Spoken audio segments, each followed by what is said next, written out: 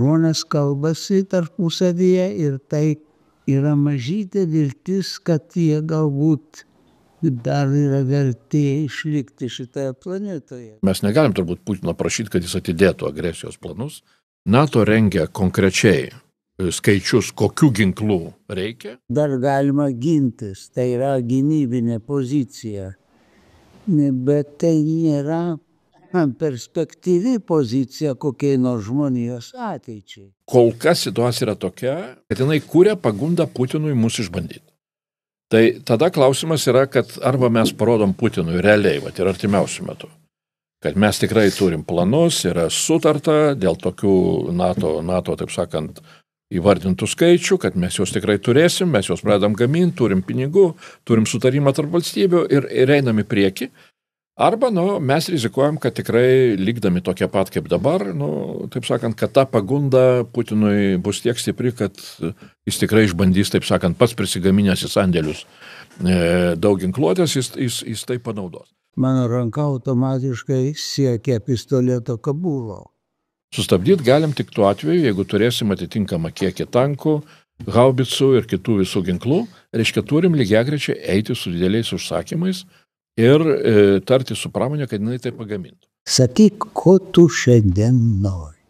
Ar šalis narės nori gintis ir įrodyti Putinui, kad jam, taip sakant, jo agresijos planai yra visiškai niekai, nes mes tikrai apsiginsim, ar nenori? Užsidėtas Londonas. Finansuoti tokią gamybą. Tai čia vėlgi yra patogiau eiti visiems kartu, ieškoti finansinių resursų, skolintis, ar ten peržiūrėti kažkokias Europos programas, ar dar kažkaip kitaip susidėlioti, bet tas kelias yra tik tai toks. Pasaulis eina iš proto. Ateina Kubilius, komisaras ir sako, žinai, man atrodo, mums reikia 1000 tankų.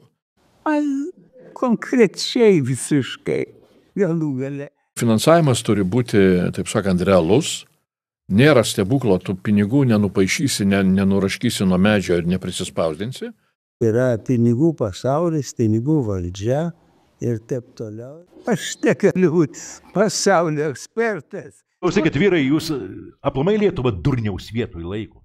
Tai šitoj vietoj iš tikrųjų jums durnina kaip paėmus. Iš mūsų kišenių išims ir ant mūsų galvų užkraus. O tada mes turėsim spręsti, o ką daryti? Čia vaikų pasiklos viešpačiu Dievu. Iš karto prisimenu šventą raštą. Pradžiai buvo žodis, tokia yra, taip sakant, toks sakinys. Tai iš tikrųjų, matyt, labai svarbu yra ir atrasti tą tinkamą žodį arba sakinius, arba tam tikrą prasme naratyvą.